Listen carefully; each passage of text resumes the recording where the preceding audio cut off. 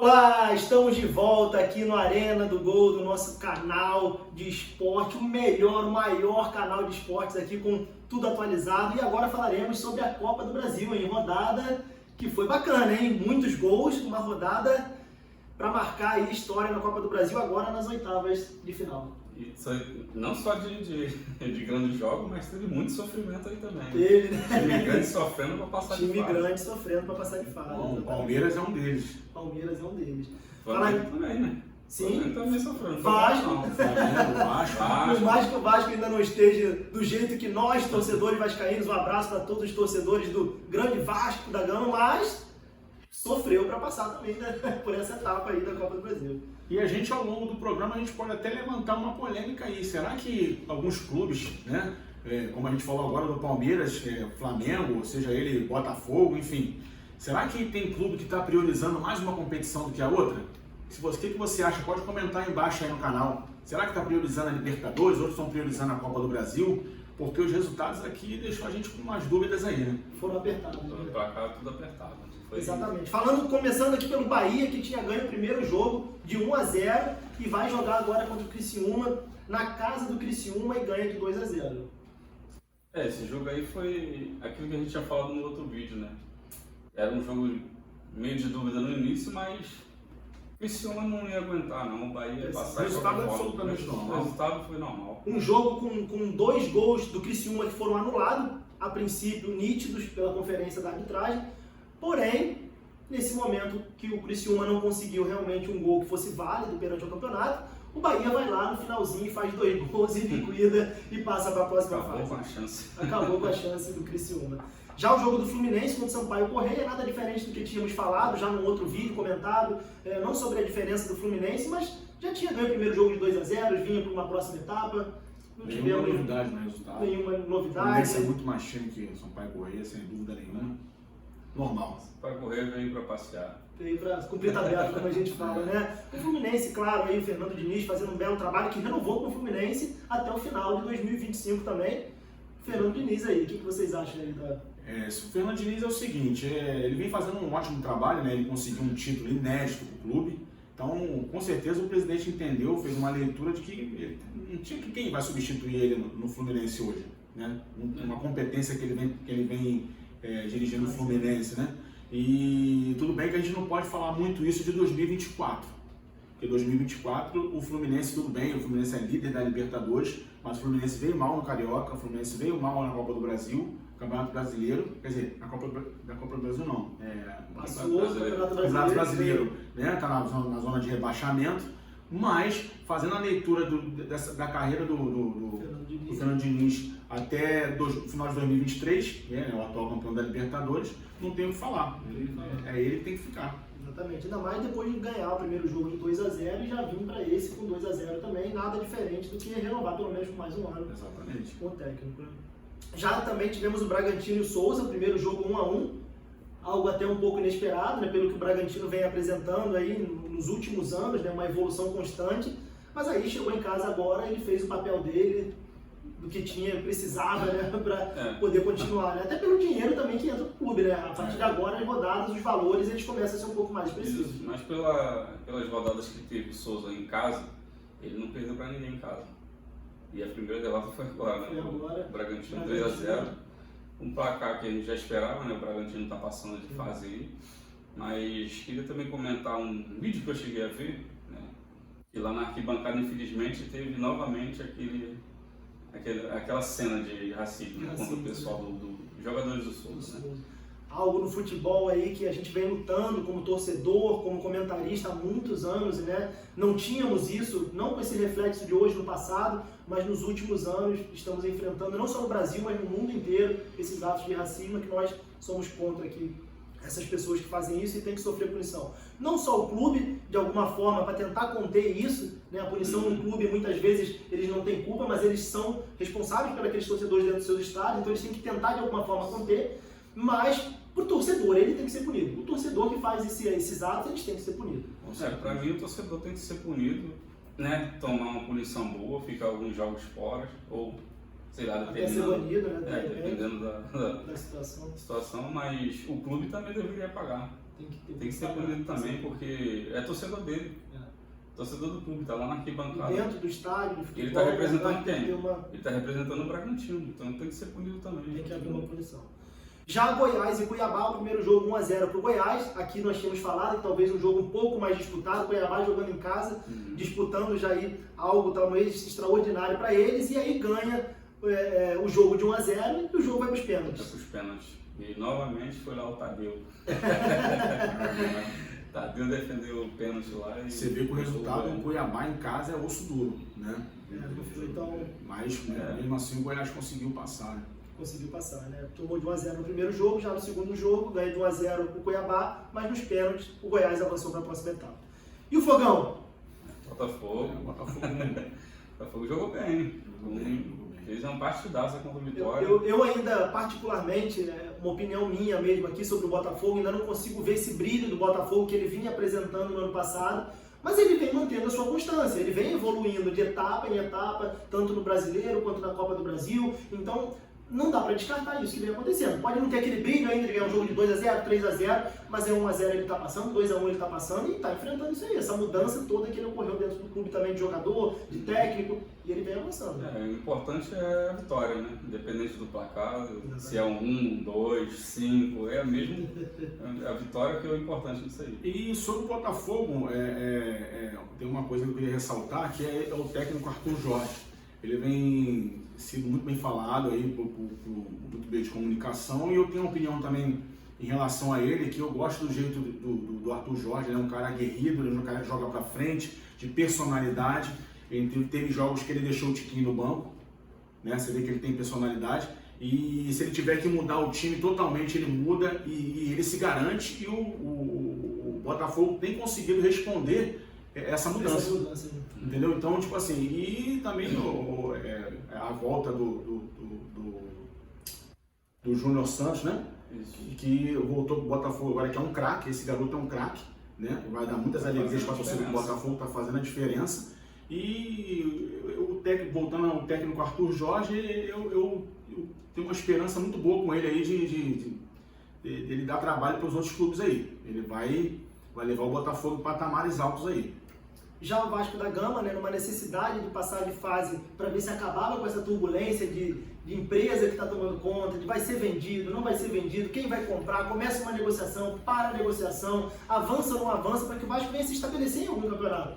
Porque essas mudanças aí, ninguém se fala mais sobre o Vasco vai passar de etapa ou não. Fala se o Vasco vai ser vendido ou não. O Vasco vai ter um grande dono no meio do futebol ou não. Vão acabar com isso ou não. Porque o Vasco é um time tetracampeão brasileiro, um time que já ganhou Libertadores, um time que já chegou em final de Mundial. Mas e cadê essa história do Vasco? Essa história foi apagada por essas confusões, Série B, essas mudanças, dívidas no clube, foram afundando o Vasco da Gama. Então você vê que o Vasco vem jogar contra o Fortaleza, um jogo muito truncado, um jogo muito disputado, onde o Fortaleza atacou muito mais que o Vasco. Teve muito mais chances que o Vasco, porém o Vasco consegue esse empate. Jogando em casa, consegue esse empate e aí vai para os pênaltis.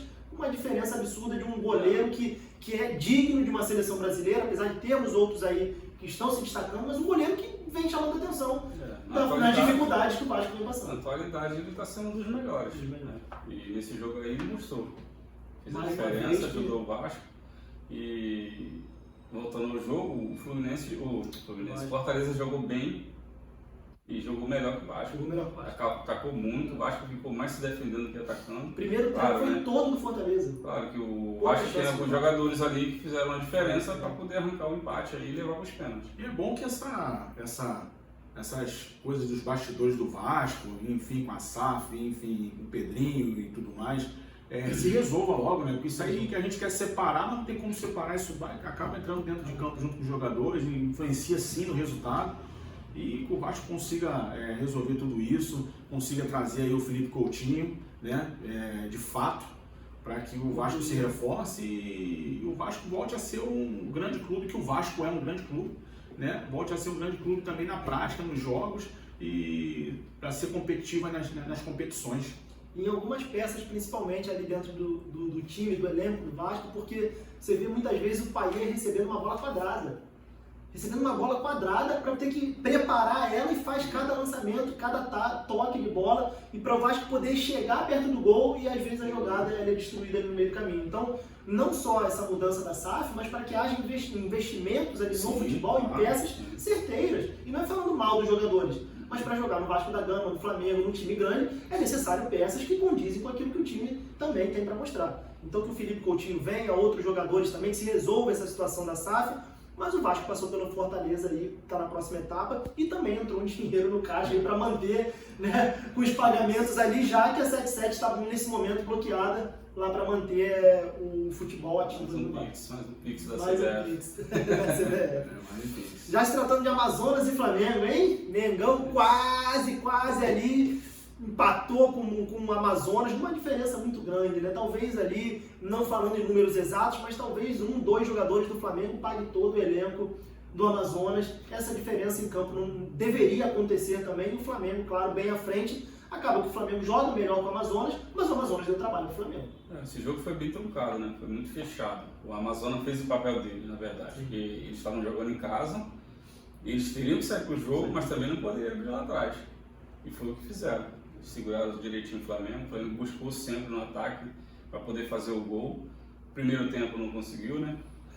Foi um jogo fechado. Fechado, sem muitas opções. Depois que fez a mudança foi que as substituições é que teve uma mudança no jogo. Eu acho que o Flamengo ele tem que. Eu acho que o Flamengo foi muito abaixo. Eu acho que o Flamengo foi muito abaixo do que ele pode apresentar. E não desmerecendo o time do Amazonas, mas o Flamengo tem muito mais para apresentar com o elenco que tem. E eu achei que o Flamengo não fez um grande jogo, venceu, mas não convenceu. E espero que o Flamengo nos próximos jogos aí mostre realmente, o time do Flamengo mostre o talento que tem realmente, porque esse jogo aí realmente não... Até porque também o Flamengo tem um elenco, né? Que é para estar pressionando, indo para cima, independente de quem seja o adversário. Exatamente. Mas ultimamente o Flamengo está ficando mais se defendendo do que atacando. E quando ataca não tem aquela finalização que é para matar o jogo, para vencer a partida. Isso que está faltando no Flamengo aí. Exatamente. Já falando de São Paulo e Águia de Marabá, isso aqui tínhamos comentado, nada muito diferente, pelo que São Paulo vem apresentando com o técnico que está lá, as mudanças que estão acontecendo no São Paulo estão refletindo diretamente dentro de campo, de forma totalmente positiva. 2-0, São Paulo jogando muito tranquilo, sem nenhum problema nesse jogo. Mas o goleiro do Águia salvou ali. O Águia tem mais 5 ou 6, no mínimo. E o São Paulo, a gente falou agora do Vasco, né? O Vasco, que a gente quer ver o Vasco da Gama sendo organizado, né? Trazendo novas contratações, resolvendo essas coisas dos bastidores. O São Paulo ele veio fazendo isso, ele organizou a casa e os resultados estão aí. Exatamente. Falando também de Palmeiras, hein? Palmeiras e Botafogo de São Paulo. No primeiro jogo, 2-1 no Allianz Parque, o Palmeiras tinha ganho. Falamos até que o Palmeiras viria para esse jogo de uma forma bem tranquila, mas para sair com a vitória. E não foi isso que a gente viu dentro de campo. Um jogo bem fraco, o Palmeiras jogando muito abaixo do que ele vem apresentando, não só no seu histórico dos últimos anos com o Abel, com a Leila Pereira, com toda essa estrutura que o Palmeiras montou, mas um jogo de baixíssima qualidade. Um jogo muito apático.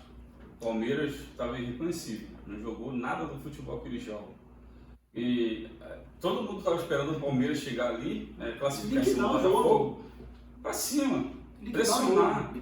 Mas o Palmeiras não mostrou nada, não fez nada. O Botafogo ficou tentando fazer alguma coisa, mas o Palmeiras ficou naquela de não querer jogar, só administrar o resultado. Assim tá bom, vamos passar para outra fase. Não, o Palmeiras tem que ir para cima. É muito mais time que o Botafogo, claro, não desmerecendo eles, mas o Palmeiras era para ter ganho esse jogo de qualquer maneira. Eu queria até saber de vocês aqui, meus colegas aqui, em relação ao que eu falei no início. Né? Esse jogo do Palmeiras aí foi muito abaixo do que o Palmeiras pode apresentar. Se vocês acham também, o que vocês acham a respeito desse assunto? Se os clubes eles priorizam mais uma competição do que a outra, ou se não é nada disso, e que hoje em dia não existe jogo fácil, ou se realmente eles priorizam assim, não, eu vou botar toda a força nesse campeonato aqui, e esse aqui a gente vai levando. O que vocês acham? Eu acho que isso ainda acontece. No passado eu via isso mais acontecer, né? Renato Gaúcho, até na última passagem dele pelo Grêmio, ele falava isso explicitamente, que se tivesse uma outra competição ia priorizar ela, muitas vezes ele ia para uma Copa do Brasil, para uma Libertadores, com realmente o time principal e jogava um Brasileirão com um time mesclado, misto, dependendo se fosse um jogo fora. Mas hoje eu vejo um pouco menos isso. Mas eu vi que totalmente dentro de campo ele diminuiu o ritmo, estava com o time principal jogando, mas um ritmo muito abaixo. Ou seja, ó, vamos entrar para ganhar, se der, sem abusos, não vamos aqui talvez abusar até para ninguém se machucar, tanto que ele substitui, tira o Hendrick do jogo, não estava jogando mal para ser retirado do jogo, mas tira ele. A gente sabe que tem também que cumprir com alguns jogos, até pelo bônus que o Palmeiras tem que ganhar antes do Hendrick ir embora, o Estevão também, mas você vê que mesmo assim jogo abaixo. Então eu acho que ainda tem esse negócio de vamos segurar, vamos jogar com calma, não vamos tomar gol, vamos defender aqui e tal. Mas você vê que até o Abel, que ele é muito mais ativo no jogo, ele já foi um jogo que ele estava lá mais tranquilo, brigando ali perto de campo, mas muito mais tranquilo também. Exatamente. E para mim, essa questão de priorizar uma competição e outra, uma coisa é você estar disputando a Libertadores. Você não tem a Libertadores, você quer ganhar. Aí você vai priorizar a Libertadores. Mas se você já tem Libertadores, Brasileiro, Copa do Brasil, você vai priorizar qual? E são as 3 maiores competições do Brasil. Como que você vai deixar de disputar um e não vai disputar outro? E outra coisa, em uma rodada que nós estamos com o Brasileirão parado. Exatamente. Ou seja, a prioridade total seria a Copa do Brasil, sem outra... Do Brasil, Libertadores, né? Essas duas aí estão podendo jogar. E vamos jogar. lá agora Libertadores. Exatamente. Uma coisa é você jogar Campeonato Estadual, outra coisa é você jogar uma Copa do Brasil, um brasileiro. Até que é interessante também para os clubes, né? A premiação da Copa do Brasil é muito agradável, né? Por conta da premiação ser maior da Copa do Brasil, alguns deixam de disputar o brasileiro por isso. Por isso também. Sim. Já no Ceará e CRB, o primeiro jogo 1-0 pro CRB, e no segundo jogo eu até tinha comentado que de repente o Ceará ia vir para cima, talvez com uma possibilidade maior de ganho, mas o CRB vai lá fora de casa no Castelão e ganha também do Ceará, 1-0. Novamente. Novamente, né? O Ceará nos tempos para cá, o Ceará deu uma caída aí, né, no seu rendimento, e tá aí o resultado aí, né, contra o CRB. É um time que sempre estava dando trabalho, né, para o time grande. Sim, agora, infelizmente, está da forma que está. Já o Coringão jogando no Neoquímica Arena, não nada diferente do que nós falamos no outro vídeo, né? Quem nos acompanha aqui no canal, se você não nos acompanha, se inscreva no canal, compartilha com outras pessoas, porque comentamos no último vídeo que mesmo diante das crises, das dificuldades que o Corinthians vem tendo lá dentro sobre patrocínio, sobre novo uniforme, enfim, sobre o elenco, o que vai fazer, o que não vai fazer, o Corinthians foi lá e cumpriu com a sua parte, se mostrando realmente um grande time, ganha de 2-1 do América do Rio Grande do Norte dentro de casa. Normal, né? Muito Muito pra cá normal. E assim, o Corinthians não ficou segurando o resultado. O Corinthians foi pra cima. Foi pra cima, fez o resultado. Não conseguiu a classificação brigando, não foi. Ele fez o papel dele que tinha que fazer mesmo, que era ganhar. O Atlético Goianiense ganhou o primeiro jogo do Brusque de 1-0, jogando lá na Arena Joinville, e vem para jogar em casa agora e ganha de 4-2. Já tínhamos falado sobre essa diferença, o Atlético Goianiense para o Brusque. O Atlético Goianiense vem já há um tempo, já buscando se manter ali numa Série A, numa Série B, mas já nas cabeças, não mais como um time pequeno, querendo se mostrar um time grande, e é o que ele vem fazendo. E aí ele vai e passa para a próxima etapa também, ganhando de 4-2 do Brusque, jogando em casa. Um placar largo, né? 4-2, foi o melhor placar aqui dessa rodada. Foi o maior placar, né? O maior resultado aí foi do Atlético Goianiense. E o Atlético Mineiro Sport, e de repente a gente já volta para a prioridade do campeonato. Será o Sport, não desmerecendo o Sport, que vem ali lutando pela primeira posição na Série B, mas jogou com o Atlético Mineiro. O Atlético Mineiro com um time nível Palmeiras, Flamengo, os primeiros ali talvez do Brasileirão, e o Sport ganha de 1-0, sem ver um Atlético também mostrando o que ele vem mostrando nas últimas rodadas. O Atlético fez essa partida, jogou razoável, né, fez o papel dele também, foi lá para brigar pela vaga, mas o Sport foi melhor, buscou o resultado todo o tempo. Conseguiu fazer 1-0, eu achei que iria até fazer o segundo, mas talvez fosse o Atlético bem estrategicamente ali, né?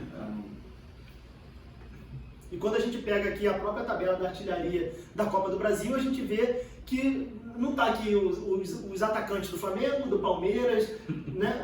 A gente vê primeiro o Veguete, do Vasco, que passou aí aos trancos e barrancos dessa etapa, mas a gente vê o Alexandre, o atacante também do Atlético Goianiense, ajuda aí. do Atlético Goianiense. Alexander do Botafogo. Do Botafogo de Marabá, Botafogo de São Paulo, aliás. Depois a gente vê o Braga do Marabá, já o Luandir, meio campo, e lá em terceiro vem um do Atlético Goianiense, que é o que nós falamos agora, com esse placar mais largo que teve, porém, um time grande, vamos dizer assim, da Série A do Brasileirão, lá embaixo com o Yuri Alberto com apenas 3 gols do Corinthians. Ou seja, cadê os atacantes do Palmeiras, do Flamengo, do Atlético Mineiro, que vem brilhando em alguns jogos, até o do próprio São Paulo, né? Vem aqui embaixo do Fluminense, o John Arias aqui mais embaixo com apenas 2 gols. O Pedro também tá com 2. Pedro também, e a gente já avançando para as oitavas da Libertadores. Tudo bem que agora os times que vão ficando para trás já não vão ter mais possibilidade de gols, mas já era para estar aqui um dos times grandes. Com certeza, para estar na frente da artilharia, não quer dizer que o Vasco não seja grande, né? Claro, o Vasco é grande, mas e os outros times? Quem está lá em segundo da artilharia é o Botafogo, o jogador do Botafogo. Depois o do Águia de Marabá. Atlético Goianiense, Emiliano. É uma diferença muito grande nos bastidores, na parte econômica, e a gente não está vendo isso ainda, não estamos vendo isso dentro de campo na Copa do Brasil. Vamos ver agora nas oitavas, que agora o bicho pega. Vai acontecer o sorteio ainda, mas agora... tem que aguardar ainda as outras rodadas dos times do Rio Grande do Sul, que foram adiados. Mas depois entra o sorteio e aí já não dá mais para brincadeira agora. Agora é time grande contra time grande, apenas por enquanto. A coisa muda. Exatamente. Poucos times da Série B que foram para a próxima rodada, agora o ganha, o bicho pega. Só tem um sobrevivendo aí, né? Que é o Ipiranga também, que é do Rio Grande do Sul. Que é do Rio Grande do Sul. Pega o Atlético Paranaense. E agora que as rodadas vão se apertar, né, que agora os melhores ficaram e a disputa é muito mais acirrada, esses jogadores, né, de frente, né, os atacantes dos grandes times aí, que não estão se destacando aqui na artilharia, é uma hora que o time vai precisar deles. Eles vão ter que aparecer agora. Né, porque agora as rodadas vão ficando muito mais difíceis e é hora deles entrarem em ação aí. Exatamente. Nós teremos o Grêmio e o Operário, jogo adiado. O primeiro jogo foi 0-0. Uma tendência dentro de campo seria que o Grêmio passasse com tranquilidade, jogando em casa, que não vai ser em casa, provavelmente não, por conta do acontecido no Rio Grande do Sul. Um abraço para todo o povo do Rio Grande do Sul, Santa Catarina também, que estamos com alguns problemas de alagamento e que venham acontecer aí uma mudança, uma recuperação para esse estado aí. O Atlético Paranaense, que o Gil estava falando aqui, vai jogar contra o Ipiranga, porém o primeiro jogo foi 2-1 para o Ipiranga, ou seja, aqui o Atlético vai ter que vir para ganhar o jogo. Numa diferença dentro de campo grande, mas não vai dar para ficar parado. Porque o resultado é a favor deles, né? Se o Atlético Paranaense não jogar, não fizer por onde, vai ficar pelo caminho. Você vê que na Copa do Brasil tem uns resultados meio inusitados, né? Esse é um resultado inusitado, não desmerecendo a equipe do Ipiranga, né? Exatamente. E teremos Internacional e Juventude, que nem o primeiro jogo ainda aconteceu. 2 times do Rio Grande do Sul, mas que em breve teremos esses jogos aí também para brilhantar o nosso futebol e os torcedores também do Internacional e do Juventude. É isso aí, meus amigos. Um grande abraço, até a próxima rodada. Aí vamos aguardar os sorteios dos próximos jogos da Copa do Brasil. Esteja sempre conosco no Arena do Gol, aqui com Gilson, Hudson e eu, Daniel, aqui, que vocês possam nos acompanhar. E como vocês já sabem, né? Entra lá, comenta, compartilha, dá um like, mete o dedo no like, você que está vendo a gente agora, mete o dedão lá no like, lasca o dedo lá, porque isso é importante. E Arena do Gol, um golaço para vocês. Um abraço!